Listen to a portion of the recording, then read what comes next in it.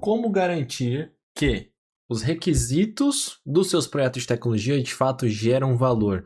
Estava conversando com um mentorado meu hoje sobre isso. Ele falou bem assim, Agostinho, eu tenho muita dificuldade de garantir que os meus POs, né, os Product Owners ali, das diversas aplicações que eu sou corresponsável pela gestão, ao criarem requisitos, gerem de fato valor para o negócio. Por quê? Porque as pessoas das áreas de negócio, elas não querem saber, digamos assim, quando que eu vou terminar determinada entrega técnica. Elas querem saber quando que eu vou poder mensurar o quanto esse grupo de entregas gerou de fato valor. Poxa, fez eu colocar mais dinheiro no bolso, fez eu eventualmente ter a possibilidade de realocar pessoas para outras funções, ou até mesmo reduzir a equipe, porque eu estou sendo mais eficiente, entendeu? E ele falou bem assim, a forma que a gente faz hoje aqui é muito, como que eu posso dizer, complicado fazer isso. Ele estava mostrando lá um treinamento que ele estava querendo construir, e se você não sabe, se você se torna um mentoreado aqui, por exemplo, do Gestão de Software, você tem a oportunidade de, por exemplo, olha, esse aqui é minha grade de treinamentos. Você acha que tá boa? Você acha que eu vou conseguir chegar nesse objetivo? Então, o Sidney é um caso que ele mostrou ali para mim, a grade, né, de treinamentos, e eu fui opinando, isso aqui você faz isso ou aquilo, entendeu?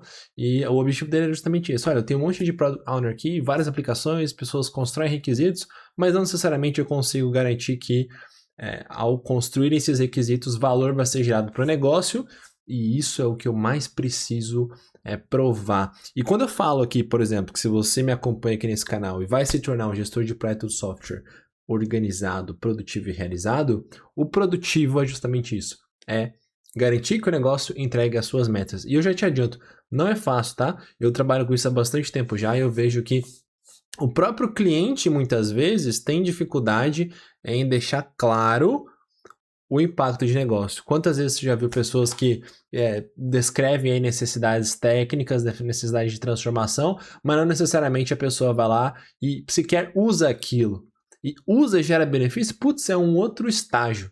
Então tem que tomar cuidado com isso. E o que eu vou te mostrar hoje é justamente o contexto dele e como que eu orientei para ele reverter esse cenário, tá? Se você quiser esse mapa mental, é só você responder o NPS aqui embaixo com o título do vídeo e aí você vai receber por e-mail, no e-mail que você colocar lá no seu formulário. E é bom que você avalie o conteúdo, recebe material de apoio e ainda contribui com os conteúdos que você quer assistir aqui no canal. Você está chegando aqui pela primeira vez, não me conhece ainda, meu nome é Agostinho Risso e eu ajudo você aqui a se tornar um gestor de projeto de software fora da média, extraordinário, como eu comentei, produtivo, organizado, realizado, que faz acontecer aí nos projetos de transformação tecnológica, que você é responsável ou corresponsável por gerenciar, beleza? Então vamos lá, primeira coisa, o contexto, né? O que é um requisito? Olha, basicamente é uma definição técnica de como a aplicação vai ser usada no negócio. Então, como tecnicamente algo vai ser feito ali dentro de uma aplicação, dentro de um software, e o negócio vai ser transformado porque aquela aplicação está sendo utilizada. A definição de requisito é isso, tá? Agora veja, esse conteúdo aqui é para garantir que o seu Product Owner, ou eventualmente você atuando como Product Owner, constrói um requisito e esse requisito gera valor. Então agora que você já sabe o que é requisito, vamos para o segundo passo, que é o que é valor, né? Então é um impacto de negócio mensurável. E aí aqui eu vou dar exemplos para você de como você mostra valor, tá? Eu inclusive falei para esse meu mentoriado, ela falou assim, olha, lá no GHS, né? Porque a mentoria é o conteúdo tanto do direcionamento ali, quanto também o conteúdo gravado do método. Eu falei, lá no GHS você vai ver um método, quando você vai construir a concepção do projeto, para você definir objetivo, valor e prazo, que são os objetivos, mas dentro de um contexto de um business case. Eu vou explicar mais para vocês. Então, o impacto de negócio mensurável, como por exemplo, quando você escreve nesse seguinte modelo, objetivo, valor e prazo. Da onde que eu estou tirando isso aqui? Da minha cabeça? Você define impacto de negócio, ou define objetivos, ou metas com objetivo, valor e prazo na minha cabeça? Não. Eu estou seguindo aqui Vicente Falcone, a principal referência de gestão do mundo, tá bom? Então, ele recomenda que você estruture em objetivo, valor e prazo. Exemplo, tá? Aumentar a receita da empresa, 10 mil por mês, até 30 de 5 de 2026. Então, um exemplo aqui de como você pode estruturar isso. O segundo modelo é o modelo SMART. Isso aqui já é bem conhecido. SMART por quê? Porque é específico, mensurável, alcançável, relevante, com tempo definido. Então, o específico é o que você vai fazer, quanto, né, é o mensurável, como, né, tem que ser alcançável, tem que ser relevante, tem que ter um porquê e tem que ter também um tempo definido. Então, o que? Vou aumentar a receita da empresa. 10 mil por mês. Aí implantando um CRM. Então você veja que o Smart ele é um pouco mais detalhado, né? Por quê? Para aprimorar a sustentabilidade da empresa. E quando? Até determinada data. Então você veja que você adiciona, né? Basicamente esses dois elementos a mais. Você fala como e por quê. E assim, gente, não tem, esse modelo é melhor ou pior, depende do contexto. No contexto, por exemplo, do gestão de software, que é o método que eu ensino aqui, diversas pessoas na internet, de forma gratuita aqui no YouTube, de forma paga, se você quiser ter o método ali, o passo a passo estruturado, você quer saber mais sobre o gestão de software, acessa a Escola da Gestão de Software, eu vou deixar aqui na descrição do vídeo, e você vai ver lá uma aula completa te mostrando o caminho para você começar a trilhar, e se você me der essa oportunidade de ser meu aluno e poder te ajudar nessa jornada diretamente, eu já tenho ali, poxa, objetivo, valor e prazo. Essas informações, né, dentro do GHS, por exemplo, né, o como e o porquê, eles estão inseridos dentro de um business case. Então, os objetivos, eles fazem parte de um business case. Então, eu não preciso necessariamente, dentro do objetivo, falar o como e o porquê, porque o projeto como um todo já tem isso ali dentro do business case, uma vez que o objetivo é só uma parte dele, tá bom? Então, por isso que, no caso do GHS, eu opto por ensinar as pessoas com objetivo, valor e prazo, tá bom? Então, basicamente é isso. Aí, o que eu falei para ele sobre o que ele precisa fazer para virar o jogo, né? Digamos assim. Eu falei o seguinte, olha, você precisa mudar esse seu cenário, esse seu processo, tá? O problema dele era basicamente que ele segue lá o SAFe. Então, se você não sabe, o SAFe é uma metodologia de escalar o ágil dentro da empresa. Então, é Scaled Framework, eu não lembro agora, tá?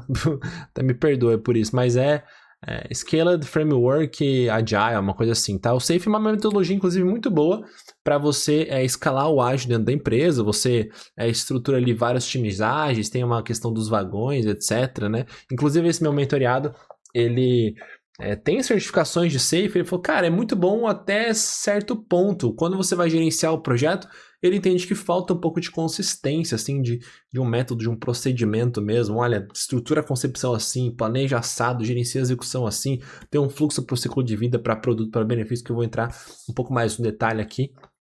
Ele falou, eu preciso de algo mais consistente, que eu possa usar a inteligência artificial junto, e por isso que ele se tornou, inclusive, meu mentoreado, né? Então, ele segue o SAFe, mas dentro do SAFe, por exemplo, não preconiza em que sequência você vai definir o produto tecnicamente e depois o benefício, ou vice-versa. Então, no caso dele, o que eles fazem? Os POs geram lá diversas features a partir de interações com o usuário, aí depois disso, depois que eles têm uma ou mais features, eles agrupam elas e geram benefícios, né? E eu falei, cara, você precisa mudar esse processo. Você precisa fazer o seguinte, você precisa pensar no benefício primeiro, depois as features, tá? Então, e não o contrário, você pensar nas features depois do benefício. Porque eu falei o seguinte, olha, se você continua assim, você gera diversas features e aí você presume que após gerar várias features, as pessoas vão conseguir juntar uma com a outra e pensar, nossa, aqui a gente tem um benefício. Você está correndo um grande risco, sabe do quê? Das pessoas continuarem com aquele olhar muito técnico e depois, só por obrigatoriedade do método, tentarem juntar uma coisa com a outra e falar, isso aqui é esse benefício. E não faz sentido nenhum. Aí você vai conseguir esse tipo de coisa que, então tá, eu vou reduzir tempo, mas eu posso demitir alguém? Não. E aí, meu amigo, você tá ferrado, porque você planejou um monte de artefatos técnicos, mudanças técnicas que não vão gerar valor nenhum pro negócio, e o pilar de ser um gestor de projeto do software, por exemplo, produtivo, cai por terra por conta disso. Então eu falei para ele mudar o processo, tá? Então, eu falei assim, pensa no benefício, a partir do benefício você tem várias features. E é justamente isso que o GHS preconiza. Você pensa no benefício dentro do contexto de business case, depois você pensa só nas macro partes do produto e depois você detalha cada parte do produto, né? E eu falei bem assim, você tem que estudar o GHS, cara, né, como um todo para entender o modelo de governança do projeto que contém a gestão dos benefícios como uma das partes que você vai fazer governança. E como que isso é feito de maneira geral, só para você ter uma visão resumida, tá? Você tem aqui, por exemplo, esses 3 processos, tem mais um outro que é de status, que eu não vou entrar no mérito aqui agora, mas dentro da gestão do ciclo de vida do projeto, você tem a concepção. Lá na concepção, uma das coisas que você faz é construir o business case. O benefício é um dos elementos do business case. E aí você tem padrão para, justificativa, riscos, opções de negócio, entendeu? Então, o business case, ele é completo. Eu falei, estuda lá o business case, melhora o seu fluxo dessa forma. Entenda que primeiro você pensa no benefício, depois você pensa nos produtos, né? Só que quando você planeja os benefícios, aí você começa a gerenciar o fluxo de benefícios. Então você define ele, planeja no detalhe, realiza e depois conclui. Então aqui eu trouxe um exemplo de uma tela, né, de como eu ensino meus alunos ali dentro de um sistema a criar, né? Você aprende, se você se torna aluno de gestão de software, você aprende a criar esse sistema, tá, para gerenciar o ciclo de vida, os benefícios, produtos e status, inclusive integrar isso com o IA. Então eu falei, bem, você tem que entender o modelo de governança como um todo para você colocar isso dentro do seu treinamento, para você aprimorar os seus processos de gestão de projetos, né? E aí você começa depois a mensurar o impacto que isso gerou, volta aqui para a gente conversar mais, entendeu? Então, é importante, a partir da concepção, você estruturar primeiro benefício, depois produto, e aí depois você planeja, né, que são as regras para você gerenciar o projeto, e faz a gestão da execução, né? E entenda que você precisa, tá bom, gerenciar lá o ciclo do benefício, né? Então aqui você define ele, sob objetivo, valor e prazo, que você planeja no detalhe, tem método para isso lá dentro do GHS. Depois você realiza, coloca ali as evidências e conclui. Mas o que de fato vai entregar o benefício são os produtos, né? Você precisa planejar o produto, construir, evidenciar, qualidade, concluir. Se você quiser depois detalhar, então planejou o produto, pensou em partes menores, você precisa quebrar em partes menores, manda para detalhado. Se você não quer mais aquele produto por algum motivo e você quer armazenar as informações, manda para arquivado, né? Então, entenda que o fluxo de gestão de benefícios, ele está dentro de um contexto de ciclo de vida, está conectado, né? E de produtos. Você quer aprender mais no detalhe sobre isso aqui, esse método de gestão de projetos, como esse meu mentoriado, você quer resolver esse tipo de problema e muito mais, novamente, vem estudar com a gente aqui na Escola da Gestão do Software, acessa aí agostinho.com.br/escola. E se você quiser continuar recebendo conteúdos como esse, não deixa de se inscrever aqui no canal, o seu like é muito importante mesmo, tá? E se você quiser contribuir ainda mais para levar esse vídeo adiante, deixe seu comentário aqui com a sua visão, se você tem esse tipo de desafio ou não. Vai ser uma grande satisfação poder contribuir com você também aqui nos comentários. Até mais, até o próximo vídeo. Tchau, tchau.